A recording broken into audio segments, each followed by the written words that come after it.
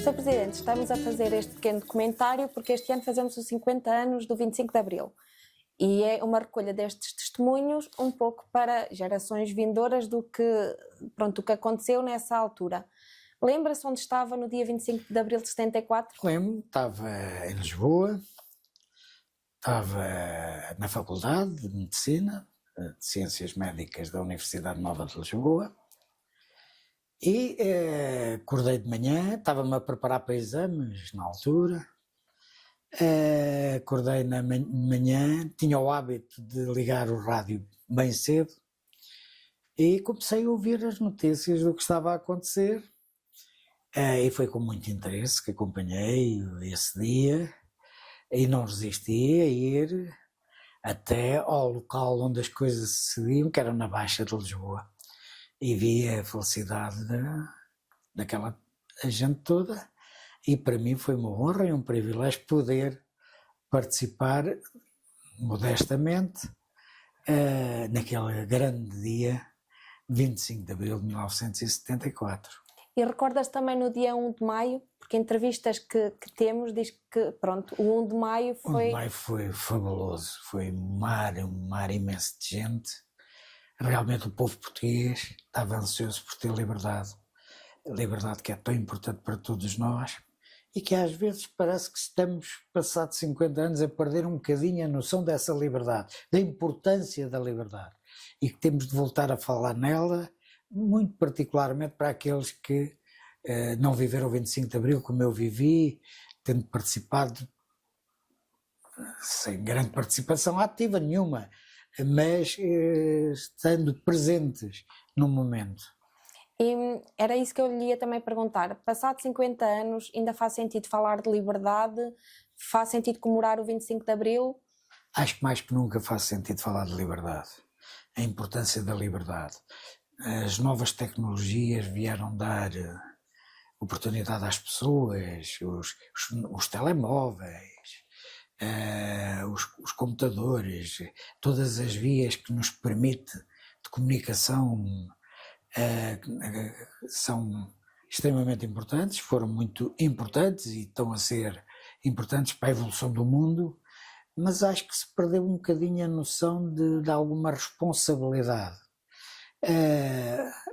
Porque a democracia trouxe a liberdade. A liberdade também tem os seus deveres, não é só dizermos que somos livres. Somos livres a cumprir regras que a sociedade define claramente e que têm de ser cumpridas. E agora acho que os jovens, com todo o respeito que merecem os jovens, o futuro é deles,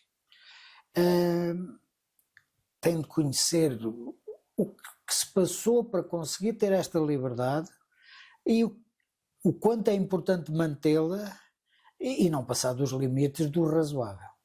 A guerra colonial era algo que o temia ou a ida claro que estava... Todos os jovens da minha idade na altura tinham esse problema, está bem, sempre com o crédito na boca de podermos ser chamados para cumprir o serviço militar obrigatório e, portanto, ao ir para a África cumprir comissões de serviço, ou pelo menos uma comissão de serviço obrigatória em África, num combate que não nos dizia nada, pois, porque estava tão longe e sabíamos que muitos morriam, muitos vinham de lá com deficiências e muitos muito incapacitados, portanto todos tínhamos medo de ir para o ultramar. Mas o importante do 25 de Abril não foi acabar com o serviço militar, foi a liberdade, que já falámos. E recorda-se do Belmonte antes do 25 de Abril? Recordo. O seu pai tinha uma ação bastante ativa aqui no médico. Sim, o meu pai era um médico muito especial, era o típico João Semana, e ele tinha muita honra e orgulho nisso, e talvez por isso foi o que me incentivou a querer ser médico. Mas o meu pai era um homem especial, muito especial, que aqui passou a sua vida e que dedicou muito da sua vida, posso dizê-lo, a Belmonte, e à sua terra natal, que é aqui bem perto, Famalicão da Serra, que ele tinha um carinho muito particular por ela. E sabe-nos contar algum episódio dessa parte do Belmonte antes do 25 de Abril? Olha, vou-lhe dizer, era muito interessante, mas as novas tecnologias trouxeram isso. Eu lembro perfeitamente das pessoas no verão, ao final do dia, não havia televisões, vinham para as portas de casa, montavam umas mesinhas e umas cadeiras, iam cumprimentando quem passava, e ali estavam em confraternização umas com as outras, a contar o dia a dia, a contar o que o familiar lhe tinha escrito, que estava em Lisboa ou que estava noutro ponto do país. Acho que eram momentos muito interessantes. Esse é que é difícil que voltem a acontecer, porque a evolução do mundo foi de Mas tal não se maneira... falava com liberdade. Havia a ação da vida, como é que... Nunca se falava com liberdade.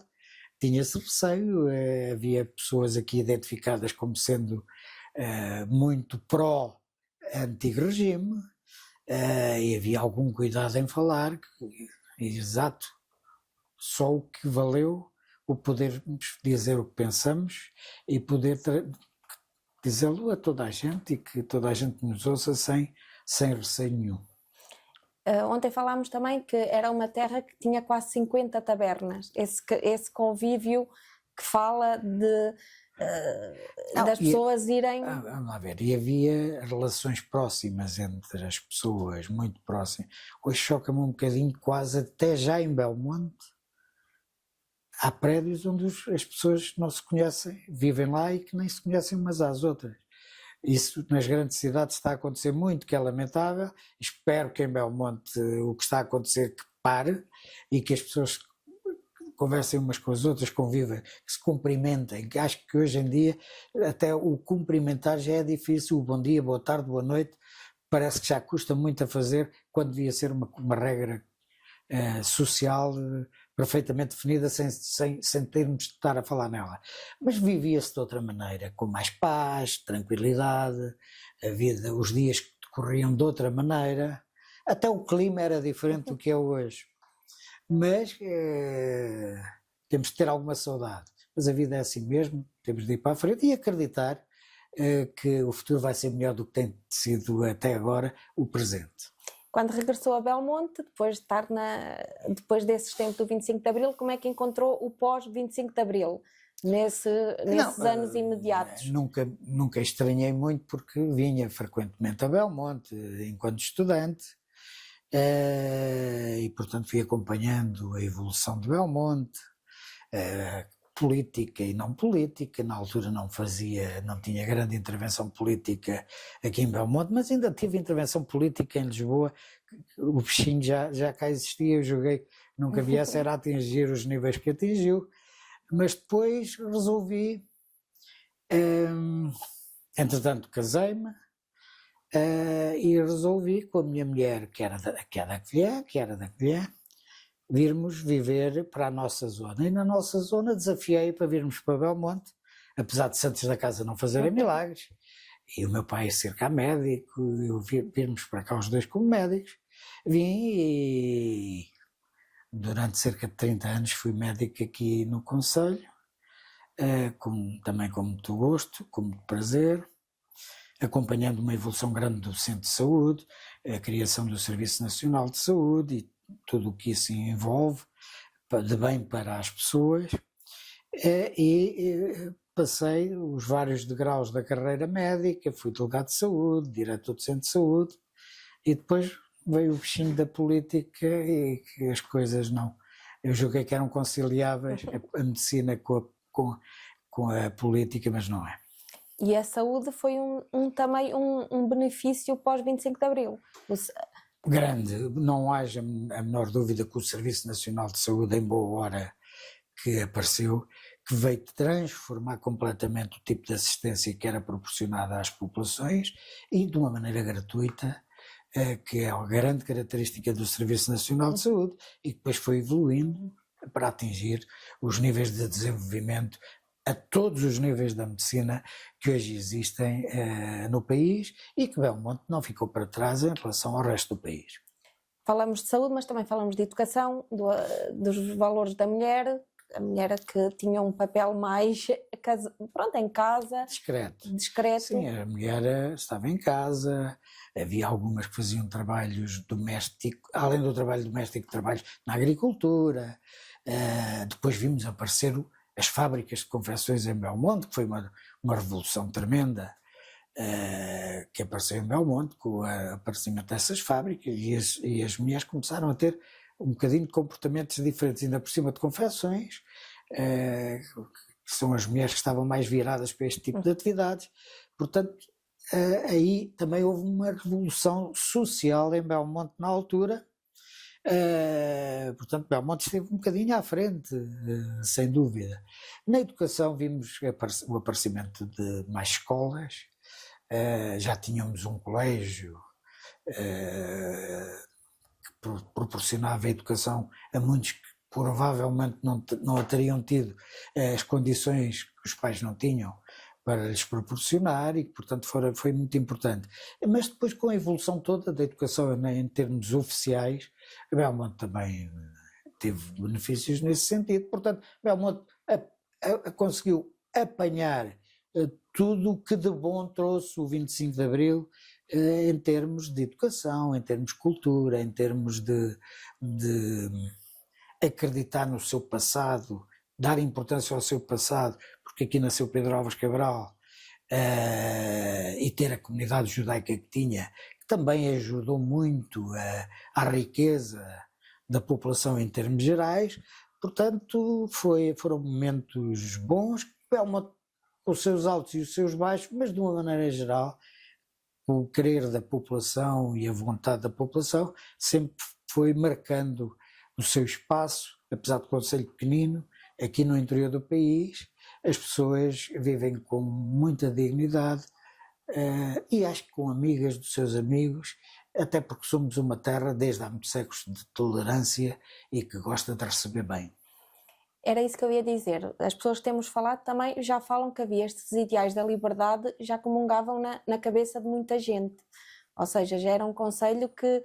Sim, tínhamos muita gente que era da oposição, e claramente, até porque houve pessoas que estiveram detidas pela polícia política do Estado Novo, portanto do Estado antes do 25 de Abril, o governo antes do 25 de Abril, e que não tinham receio de falar, e havia outras que um bocadinho mais discretas, mas que toda a gente sabia que eram anti-regime, e que não tinham muito receio em o afirmar, se bem com alguma cautela, porque ninguém gosta de estar preso, de ser detido, e acho que não era fácil a vida nas prisões de quando a polícia política atuava. Essa importância também do passado e da ligação ao Pedro Álvares Cabral, também já fala, o 26 de Abril já se festejava, porque lembra-me, há testemunhos que nos dizem que preparavam os festejos do 26 de Abril ali na Tulha. E já que depois...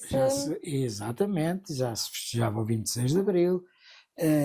Houve um grande salto com a inauguração da estátua de Pedro Álvares Cabral pelo Juscelino Kubitschek de Oliveira, nos finais dos anos 60, 1960 e tal, e a partir daí houve os responsáveis políticos da altura começaram a dar importância às comemorações do Conselho, e dar para o dia do Conselho, colocar o dia da primeira missa no Brasil, tendo em conta que aqui nasceu Pedro Álvares Cabral e as relações que tínhamos de ter com o Brasil, que o Juscelino veio aprofundar, o Juscelino Kubitschek de Oliveira veio aprofundar essas relações. Veja, começaram as viagens dos nossos jovens, os melhores alunos, mas era do ensino primário, estavam a ir ao Brasil. É claro que sempre lhes ficaria alguma coisa, mas tirava um pouco, até porque eram tempos diferentes. Mas só o susto de irem para o Brasil sem os pais, não é?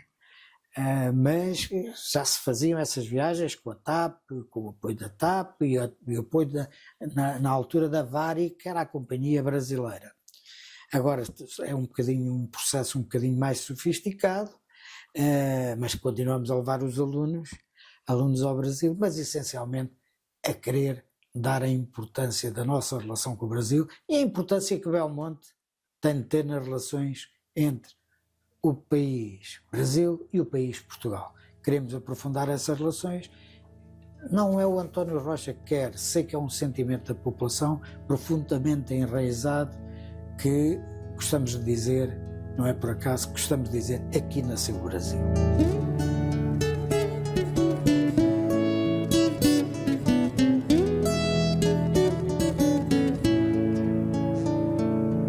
Quero cantar bem alto para que o tempo do sonho e do sorriso venha depressa. Quero de volta o por favor e obrigado que também eram do meu tempo. Eu sou do tempo em que pouco ou nada havia. Muitas vezes nem pão na mesa tinha. Eu sou do tempo em que tudo faltava. Não quero mais esse tempo que chegará amanhã.